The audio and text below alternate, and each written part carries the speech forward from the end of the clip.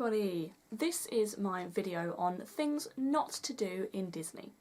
Now, there are lots of videos out there about what you should be doing in Disney, but not too many about what not to do. This is a generic video about all of the Disneyland parks. It doesn't have to be Disneyland Paris, although most of you will know by now that my channel is very dedicated to Disneyland Paris. This is a video all about all the Disney parks and the things that you should not do. Number 1. Do not block photo opportunities. Now, I know it's very difficult not to get in the way of somebody's photo opportunity, especially if they're taking a long time. But remember, try and be as courteous as possible, and these are memories that they're making, so be as polite as you can. On a similar note, try not to be the person that takes a long time to take their picture. Disneyland is the most Instagrammed location in the world. So, there's going to be a lot of people wanting to take pictures in front of the castle. Try not to take 10 minutes trying to take the best picture because the lighting isn't right and all that sort of stuff.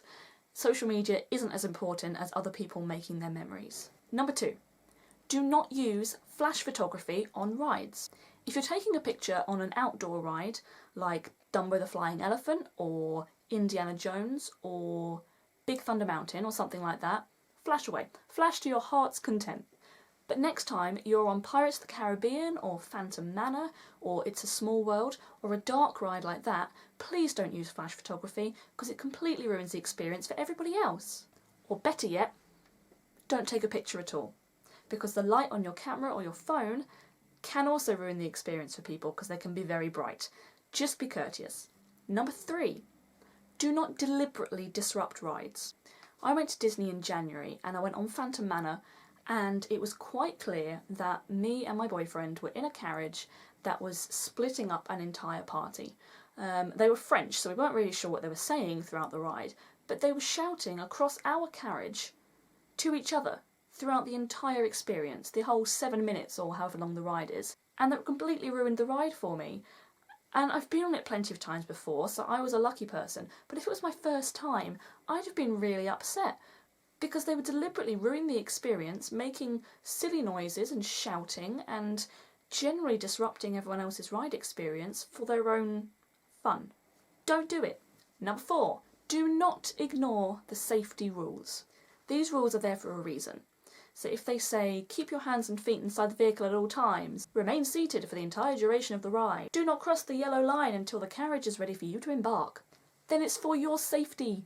The likelihood is that guests have been injured for not doing the correct thing, so that's why they've got the rules in place. There are also some experiences in Disney where people have died from not following the rules.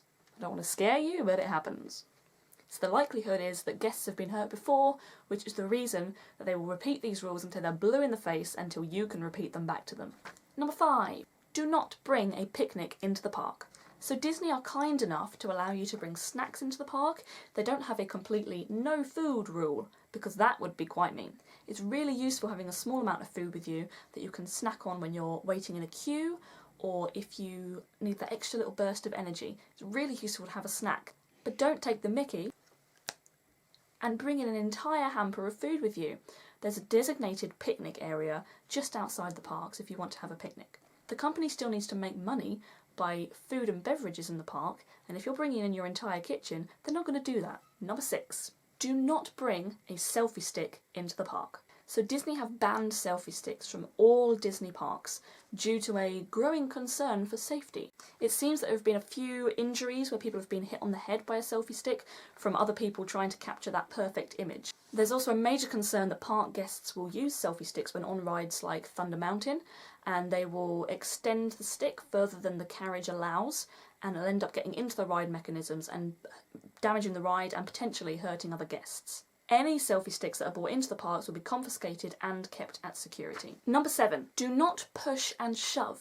Now, this is one of my biggest pet peeves of Disney parks, and it always comes down to common courtesy. So during parades and queues and shows, the shoving happens more and more, and I'm here to remind you that it's not cool. Do not push in front of someone in a queue because they were looking at the scenery. We all know Disney scenery is really lovely and it's really nice to look at, so some people take a little bit more time to look at their surroundings, and just because they haven't moved forward at the time that you want them to, don't push in front of them. That's rude. Do not shove somebody out of the way if they're in your spot for the firework. You can't reserve a space. You reserve a space by standing in it. So go find somewhere else and be polite. Once the fireworks are over, don't push people out of the way to try and get to the shuttle bus first. You may get back to your hotel room quicker, but you might hurt people along the way. Number 8, do not stand in front of people. Now this one is easier said than done because there aren't many spaces to see fireworks and parades, especially not good spots as people would call them. Just be aware that there are lots of children in Disney, whichever Disneyland you visit, and standing in front of them is going to ruin their experience because they can't see the parade, they can't see the fireworks, they can't see the show, whatever it is that you're watching. Just be aware that there are children, and if you're a tall person particularly, perhaps stand somewhere that you can see, but the people in front of you can also see.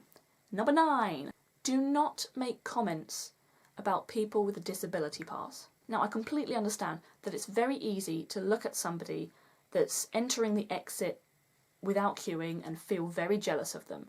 And there's a part of you that kind of goes, well, they don't look disabled. Don't. I know it's tiring and it can get hot and you get frustrated and it's very easy to start complaining. But Disney has a rigorous process that they go to make sure that the right people get disability passes. You need doctor's notes, proof of ID, passports, medical history, proof that you've been to first aid, all that sort of stuff. So they don't just give it to just anybody. I injured my knee during my last trip and I couldn't stand and I couldn't walk, but they were still reluctant to give me a disability pass because I didn't have the correct amount of ID and proof and documents that they needed to give me a pass. They ended up giving me a 1-day temporary pass as a kind of condolence, I suppose. Just remember that there are invisible illnesses too. Number 10. Don't be noisy hotel guests. Now the worst thing about getting in from a long, hot, tiring day at Disney and just wanting to go to sleep is if the people next door to you are making noise. When we were there, it was clearly a big group staying in the rooms surrounding our room.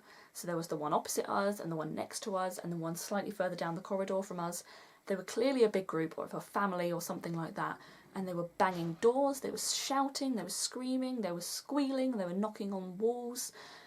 And it was really frustrating when they were doing that way into the middle of the night because we couldn't then sleep because of it. There is no need for that sort of behaviour when you've got other people staying in rooms next door. So, those are my top 10 things not to do at Disney. I know it's been a bit of a negative video, but I think these things are important for people to know before they visit the parks. Of course, other people will have different rules, because they've had different experiences in the park. So if you do have other things to add to this list, please put them down below because I love hearing from you guys. If you enjoyed this video, give it a big thumbs up, subscribe to me so you don't miss any videos that I post in the next few weeks, and follow all my social media links which are down below in the description. I really hope you enjoyed this and I will see you next week for the next vlog. Bye!